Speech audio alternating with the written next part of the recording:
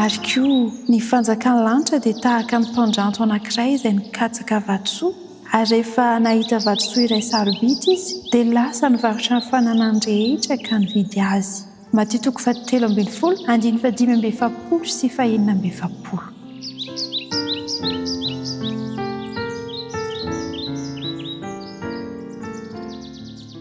Arena dia iritsika fatratra ny anana izany. Iritsika fatratra ny anana ny sarobidy indrindra. Jesosy dia nitarika ny sain'ireo mpiaino arak'ilay vakiteny izay fanondraitsika sy novakitsika tany mpiandohana teo. Sarika ny sain'ny mpiaino ny amin'ny fanjakan'Andriamanitra.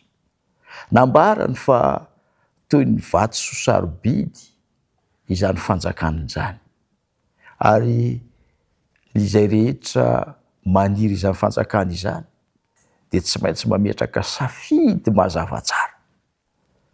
Nambarany tao anatin'ilay fanoharana n'ilay tantara fa izay rehetra maniry ny hazo ilay vatosoa sarobidy dia tsy maintsy mitady sy mikatsaka ny fomba rehetra azahoana izany. Ary misy ny amin'ireo izay ny safidy handray izany voatery tsy maintsy nivarotra ny fananany rehetra mba hahazahoana izany.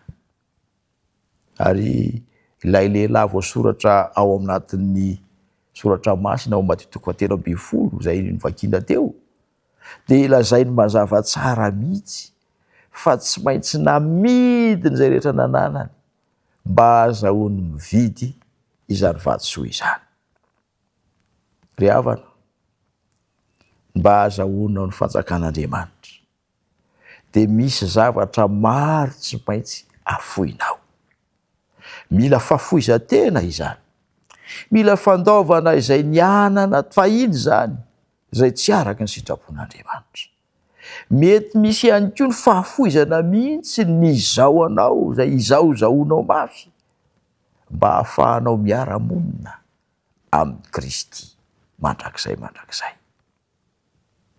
Misy ireo izay saika kristianina fa tsy tena kristianina. Ho azy ireo dia efa akaiky ny fanjakan'ny lanitra saingy tsy tafiditra ao izy. Ho azy ireny dia saika voavonjy izy saingy indrisy very tanteraka. Ry havana, tsy maintsy raisina ankehitriny ny fanapahan-kevitra mba hahafahanao mahazo ilay harena tsy haitombanana irian'Andriamanitra ho azonao dia ny fanjakana.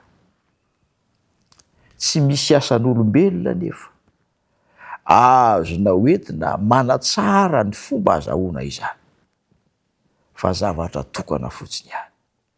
Dia ny fanekenao ny tenin'Andriamanitra, ny baikon'Andriamanitra ary miaina amin'izany amin'ny finoana. Izay rehetra mety hevitra ivelan'izany dia fampifangaroarona ny divay tsara amin'ny divay efa niova toetra.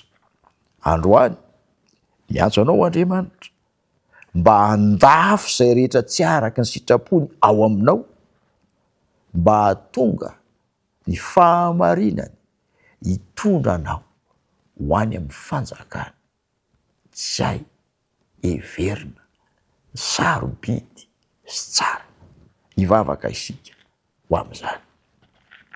Ray malalo, meo fahendrena izahay hisafidy ny tsara indrindra.